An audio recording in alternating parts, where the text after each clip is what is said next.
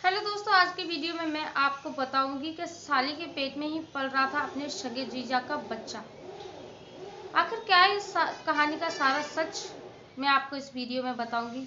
लेकिन वीडियो में आगे बढ़ने से पहले अगर आपने वीडियो को लाइक और चैनल को सब्सक्राइब नहीं किया है तो दोस्तों वीडियो को लाइक और चैनल को सब्सक्राइब कर दीजिए ताकि मेरा हौसला इसी तरीके से बना रहे। मैं आपके लिए ऐसी वीडियो हमेशा लाती रहूँ। ये कहानी है उत्तर प्रदेश के एक छोटे से गांव की। गांव का नाम है बिजनी। वहां एक छोटा सा परिवार रहता था। परिवार में सिर्फ 5 लोग रहते थे। तो पति पत्नी और उनके 3 बच्चे थे, 2 लड़कियां और 1 लड़का। पति का नाम था संजय और पत्नी का नाम था रूबी।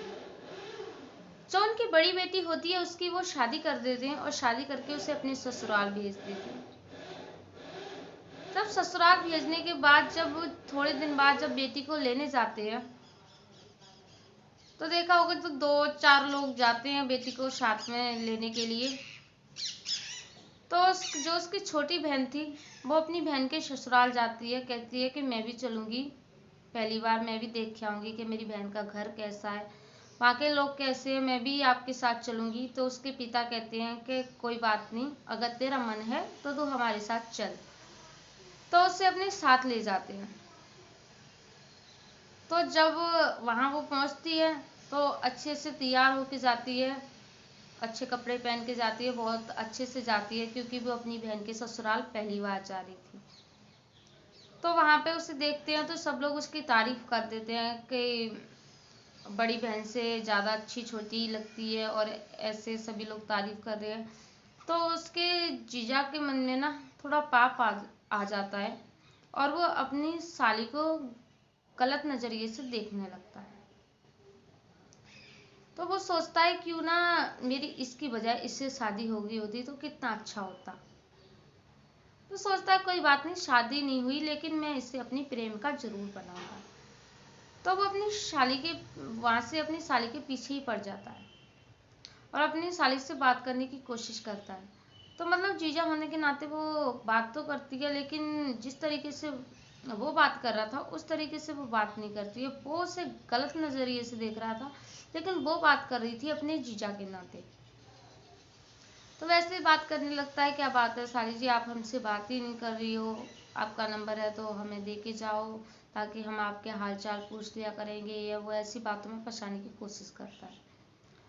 तो रिश्तेदार थे, सगा जीजा था, तो नंबर तो घर का होगा ही। तो मतलब उसका खुद का नंबर तो नहीं था, जो घर का नंबर था वो उसके पास था। तो वो हर रोज मतलब जब तक वो अपनी दीदी को वहां लेके गए और उसकी दीदी वहां रही, तो जब तक उसकी दीदी रही तो कभी कभी फोन करता था जो उसका जीजा था, कभी कभी हालचाल पूछने के लिए। तो उसकी मतलब उससे अपनी साली से बात तो होती थी, लेकिन इतनी ज्यादा नहीं, बस हालचाल पूछे जाते थे सबसे और कुछ नहीं। उसके बाद जो उसकी दीदी होती है अपनी ससुराल चली जाती है। जो मतलब कि जो उसका जीजा होता है उसे लेने के लिए आता है, तो 2-4 दिन वो अपनी ससुराल में रुक के जाता है क्योंकि वो अपनी साली की वजह से वहां रुका हुआ है। तो वो अपनी साली को मनाने की बहुत कोशिश करता है, वो उससे बात करने की। तो वो कहती है तुम्हारा दिमाग खराब हो गया, तो मेरे जीजा और अपनी बहन के साथ में ऐसा धोखा नहीं कर सकती, अगर आपने ज़्यादा परेशान किया तो मैं ये बात दीदी को बता दूंगी। तो वो उससे कुछ नहीं कहता और वहाँ से जब वो चले जाते हैं तो उससे मतलब रोज़ फ़ोन किया करता था। वो घर पे रोज़ फ़ोन किया करता था, और जब जब कभी वो उठा लिया करती थी जो उसकी साली थी तो उससे बातें किया करता था। और एक बार वो क्या करता है कि उसकी साली फ़ोन उठाती है तो वो कहता है उससे कि देखो, अगर तुमने मुझसे अच्छे से बात नहीं की और अगर तुम मुझसे बात नहीं करोगी तो मैं तुम्हारी दीदी को बहुत परेशान रखूंगा, मैं इसकी मारपीट किया करूंगा। तो वो कहती है तुम ऐसे कैसे कर सकते हो, मेरी दीदी के साथ ऐसा बुरा बर्ताव क्यों कर सकते हो, तुम ऐसे कैसे कर सकते हो, अपनी पत्नी के साथ कोई ऐसा बर्ताव करता है और जो तुम कर रहे हो वो अच्छा नहीं कर रहे। तो ऐसे उनमें नोकझोंक चलती रहती है। उसके कुछ दिन बाद जो उसकी बहन होती है वो प्रेग्नेंट होती है और वो अपनी माँ के पास फ़ोन करती है और कहती है कि इस वक्त मैं ज़्यादा काम नहीं कर पाती तो मेरी छोटी बहन को भेज दो, शायद वो घर में थोड़ा काम संभाल लेगी और मेरी देखभाल भी कर लेगी। तो उसकी माँ उसे भेज देती है, लेकिन उसका मन नहीं होता, लेकिन अपनी बहन के लिए जाना पड़ता है। लेकिन उसे पता होता है अगर मैं वहाँ गई तो उसके जीजा उसे परेशान करेंगे। ये सब जानते हुए भी वो चली जाती है।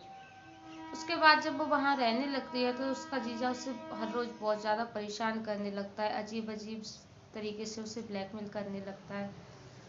तो धीरे धीरे उनमें ऐसा चलता रहता है और अंत में वो इस बात के लिए मान जाती है और अपने जीजा से बात कर लेती है। तो उनका अफेयर ऐसा ही चलता रहता है। उसकी बहन को कुछ पता नहीं लगता उनके अफेयर के बारे में। तो जो उसकी छोटी बहन थी वो उसके घर पे ज़्यादा ही आने जाने लगी थी। हफ्ते में 1-2 बार मतलब आ ही जाया करती थी। तो उसकी जो बड़ी बहन थी उससे थोड़ा शक होने लगा कि ये पहले तो इतना नहीं आती थी, लेकिन अब इतना क्यों आती है। उसे उस पर शक होने लगा। तो एक दिन क्या होता है, वो घर से बाहर होती है, उस काम के लिए घर से बाहर जाती है और उसकी जो बहन होती है वो घर पे ही होती है। तो उसका पति को पता होता है ये बात कि वो बाहर जाने वाली है। तो वो उस दिन काम से जल्दी आ जाता है और उसे पता था कि उसकी साली घर पे अकेली थी। तो काम से घर पे जल्दी आ जाता है और अपनी साली के साथ कमरे में बातें कर रहा होता है। उसी दौरान उसकी बहन भी वहाँ आ जाती है और वो उन्हें बातें करते हुए देख लेती है और उससे कहती है कि तुम तो काम पर गए थे पर इतनी जल्दी घर कैसे आ गए। तो उसने कहा कि आज जल्दी छुट्टी हो गई थी तो इसलिए मैं घर पे आ गया, काम कम था तो जल्दी छुट्टी की करती थी। तो वो बोल देती है अच्छा कोई बात नहीं। तो ऐसे करके वो टाल देती है। उसके बाद उसका शक और भी ज़्यादा बढ़ जाता है।